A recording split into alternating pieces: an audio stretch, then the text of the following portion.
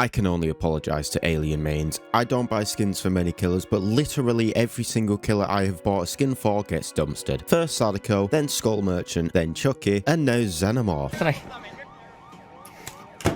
You could mistake these Xeno changes for Sadako changes because Behaviour know what the problem is with Xeno, they identified it, and then proceeded to make that problem astronomically worse in every single conceivable way. So, let's see what the devs said about these changes, shall we? We've also found that the turret impacts can be inconsistent, providing huge value at high skill levels and being very ineffective at lower levels. So in layman's terms, shit players couldn't deal with him and good players dumpstered him. The reason for this is quite simple. You need to use your turrets strategically, and there's quite a big skill gap between someone who knows how to use them and someone who doesn't. Putting them at windows, putting them on portals, hiding them in bushes, putting them on hills so that it burns down onto the Xenomorph, for example, where he can't hit them, that kind of thing. And solo queue players and bad players would either not grab a turret or put them in terrible places, and then Xeno would just dumpster them for the entire match with strong anti-loop because the turrets would never burn him out. So Behaviour tried to change Xenomorph to improve him a little bit. The changes we care about are these bottom three. Increase the amount of fire needed to burn the Xenomorph out of crawler mode to 175 was 100. So flame turrets need to be hitting alien for 75% longer before it breaks him out of his anti-loop. If you're a visual learner and you're kind of confused on the fire, the bar that goes up as you're being hit by a turret is a visual representation of how much fire you've been hit by. So on live, being hit by 100 fire would be the bar full, being hit by 50 fire would be the bar at half, and so on. Bear in mind the bar's representation will be different from the PTB since you have 175 heat on the PTB at max, not 100.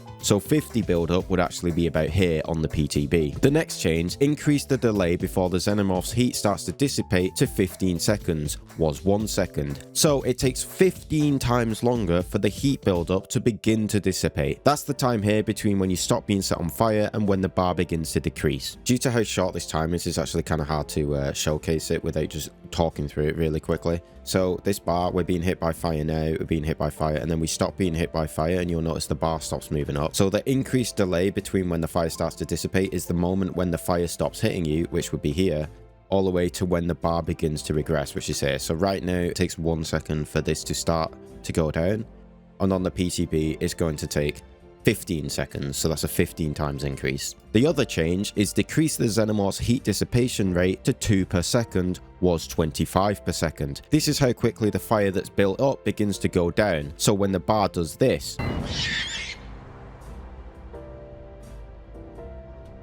so from 25 per second, which is what it's on live, to 2 per second, which is what it is on the PTB, is a 92% decrease. For a visual representation of just how long that will be, here it is edited for you guys. This isn't a joke, by the way. This is how slow it will dissipate at 2 per second. Visually, it's going to be slower on the PTB because 50 fire on live fills up 50% of the bar, whereas on the PTB, the 50 fire will only fill up about 28.5% of the bar, which is about where this finger is. So visually, the bar will be moving slower at the same heat level on the PTB, but the actual time is the same. It's kind of hard to explain this. So if you have 50 fire on the PTB and 50 fire on live, on the left is where 50 fire is on live, and on the right is roughly where 50 fire will be on the PTB. You've got the same amount of fire in both screenshots, it's just at different places because the total amount of fire you can have is higher on the PTB. Just to put into perspective how stupidly slow this is, if you're at 50 fire build up on both new and old, on live right now, it would begin to go down after 1 second, then at 25% fire dissipation, it would take 2 seconds to get to 0, adding for a total time of 3 seconds in total to remove the heat if your bar is at 50%. On the PTB, it takes 15 seconds for it to start to go down. So before we've even gotten to the point where it goes down, we're already 5 times longer than it is on live to completely zero the bar. Then after 15 seconds, it's going to go down 92% slower, making for a total of 40 seconds to fully dissipate the heat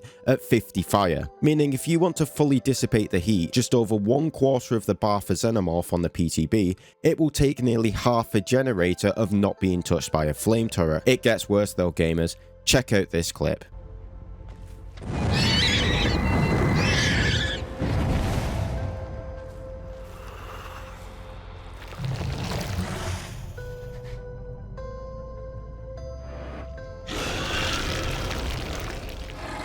Burning myself out of power and then getting back into runner mode using the tunnel and then leaving the tunnel and having access to my character took me about 13 seconds. That is literally faster than the heat dissipation begins to regress on the PTB version of Xenomorph. But you need to burn yourself out of power too, and that does take some time, so let's be generous. Let's say it adds 7 seconds, so all in it would take 20 seconds to break yourself out of power and then use the tunnel to get back into it like in the clip. Well, how much fire would we need to be hit by in the PTB version for it to take 20 seconds to fully dissipate the heat? Well, you'd need to be burned for 10 fire, since it would take 5 seconds to fully dissipate 10 fire at 2 per second. And also, it would take 15 seconds to start dissipating, so 15 plus 5 is 20 seconds. That's 5.7% of the bar on the PTB. This means that if your bar is 5.7% full or higher, that's this full by the way, it's going to be faster to break yourself out of power and then put yourself back into it using the tunnels than it would be to let that fire reduce naturally. Let me just repeat that in case you missed it. On the PTB, if your bar is filled to where it is on the screen or higher, it is literally faster to break yourself out of power like I showed in the previous clip than it will be to let this amount regress naturally. That is absolutely insane. If your bar is 75% full, do you want to know how long it will take to fully dissipate that whole bar? 80.625 seconds. No, that's not a meme. That's real. If your bar is 75% full, it's going to take you 80.5 seconds for it to fully dissipate naturally. So we've established how bad this change is on a fundamental level, but it gets worse. Their intention is to lower the power versus good survivors and to up it versus bad survivors. As we've established, it's going to take 75% longer to break Xenomorph out of power with a single turret. Bad players already don't know where to place turrets to break him out now, which is why he's so strong on the lower levels. So even though the amount of fire that you need to break him out is 75% higher, it's not enough to need to double up with really good turret placement, as we can see from the footage, meaning you'll be punished even more for poor turret placement and rewarded even more for good turret placement. And Xeno will be guaranteed to be broken out against 2 turrets because the heat won't dissipate fast enough, as we've established. Also, I'm aware earlier in the footage I was using the anti-stagger add-on. Don't worry, the footage with that add-on equipped has nothing to do with the stagger itself, so it's still accurate. This means he's going to be even worse versus good survivors who know where to place the turrets, and he's going to be even stronger versus people who don't know how to place turrets. This is the exact opposite of what they were trying to do. So the end result is he's going to feel worse to play thanks to his charge time increase, and be weaker, be stronger versus people who already don't know what they're doing, and borderline useless versus good survivor. Congratulations, behavior. Another flawless rework. I genuinely want to know what you guys smoke when you come up with these numbers. Who the hell nerfs something by 92% and increases another thing by 15 times? Where are you pulling these numbers out from? No developer on the planet for any game could ever adjust numbers of anything by such wild amounts and think it's fine. A 92% adjustment. 92%?